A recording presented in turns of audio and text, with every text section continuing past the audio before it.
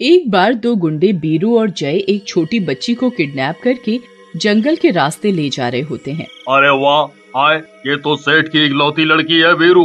अपने को अच्छा पैसा मिल जाएगा इसके बदले। हाय सही कहा था भाई, बहुत दिनों बाद इतना तगड़ा माल हाथ लगा है। लेकिन तभी एक बच्ची चुड़ैल उनके सामने आ जाती है। हाय राम, बचाओ बचाओ। मेरे रहते बच्चों को तुम छू भी नहीं सकते। अरे अरे मर गया रे, बचाओ बचाओ। ऐसा कहकर चुड़ैल उन दोनों को मार मार कर बांध देती है।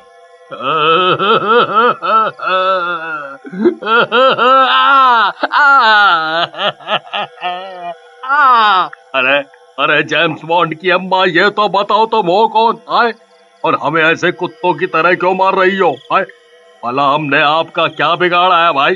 कौन हो तुम? आए मरने वाले की अंतिम इच्छा पूरी करनी चाहिए, मैं तुम्हारी भी करूंगी। तो सुनो, एक गांव में पिंकी नाम की लड़की अपने पिता रामू के साथ रहती थी। उसके पिता रामू उसे बहुत प्यार करते थे। पिंकी की माँ सुषमा का बचपन में ही देहांत हो गया था।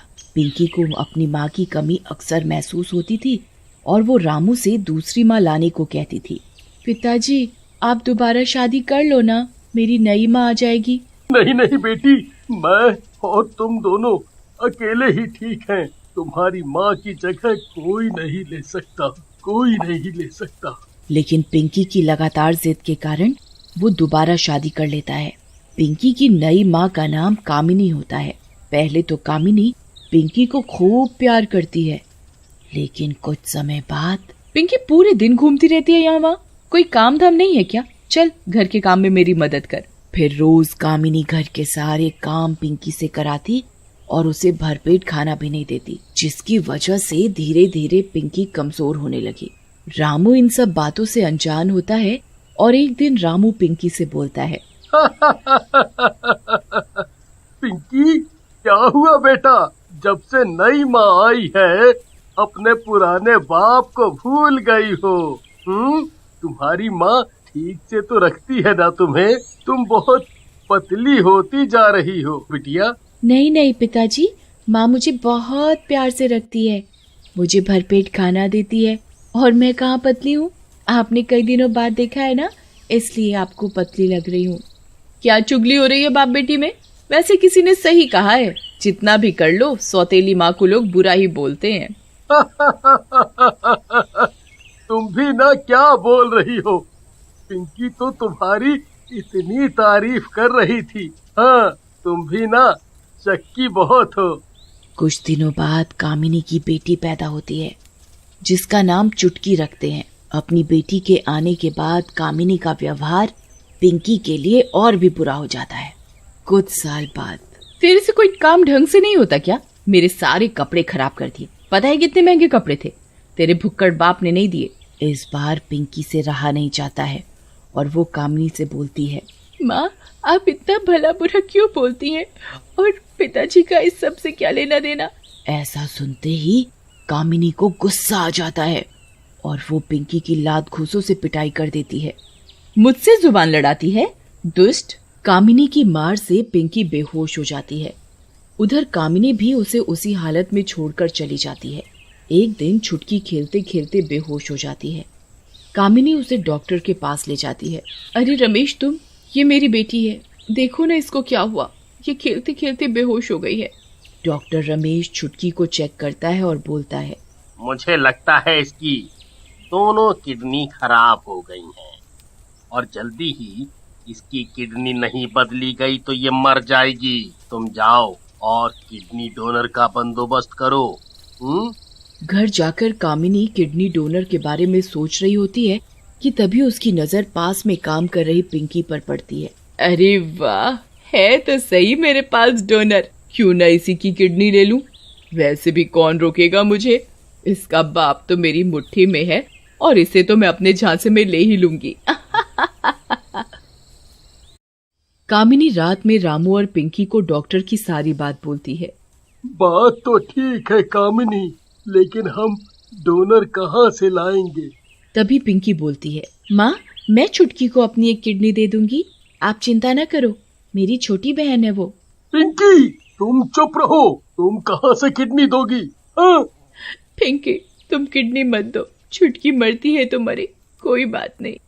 लेकिन पिंकी रामू की बात नहीं मानती और किडनी देने के लिए तैयार हो जाती है। और ऑपरेशन वाले दिन कामिनी डॉक्टर से कहती है, रमेश ये लड़की जिंदा नहीं बचनी चाहिए, तुम इसकी दोनों किडनियां निकाल कर मार दो। मेरे रास्ते का कांटा निकल जाएगा। ठीक है कामिनी डार्लिंग, जैसा तुम बोलोगी वैसा ही होगा। तुम्हारे लिए तो जान भी हाजिर है।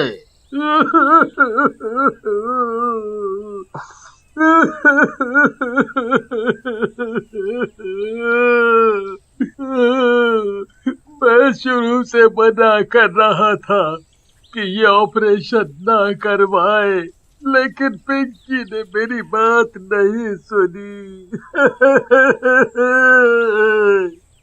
भला हम दोनों अब क्या कर सकते हैं, जो भगवान ने इसकी किस्मत में लिखा था। मैं तो इसकी माँ हूँ, भला मैं कोई उसका बुरा चाहूंगी।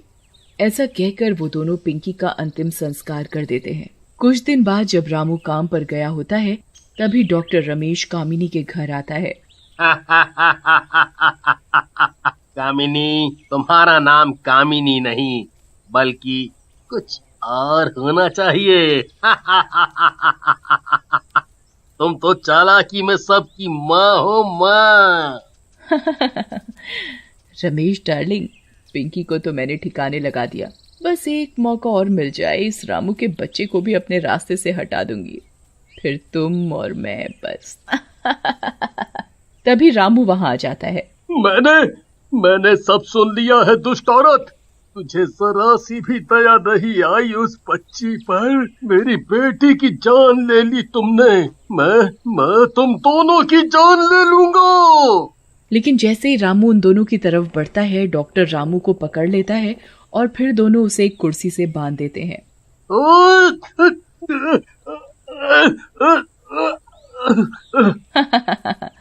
रामू डार्लिंग, मैं तुम्हें इतनी जल्दी नहीं मारना चाहती थी, लेकिन तुमने हमारे सारे राज जान लिए हैं, अब तुम्हें थोड़ा सा जल्दी मरना पड़ेगा। तभी डॉक्टर एक चाकू लेकर रामू पर वार करने जा रहा होता है कि तभी वहां धुआं धुआं हो जाता है और धुएं के हटते ही वहां पर एक चुड़ैल खड़ी होती है।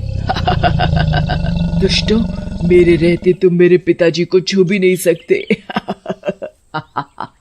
डॉक्टर तो भगवान का रूप होते हैं और तूने शैतान वाला काम किया, तुझे मरना होगा। ऐसा कहकर चुड़ैल डॉक्टर की गर्दन धड़ से अलग कर देती है। फिर चुड़ैल कामिनी की तरफ बढ़ती है। और तू माँ तो जैसी भी हो माँ होती है, मैंने तुझे अपनी सगी माँ से बढ़कर माना और तूने मेरे साथ ये सलूक किया।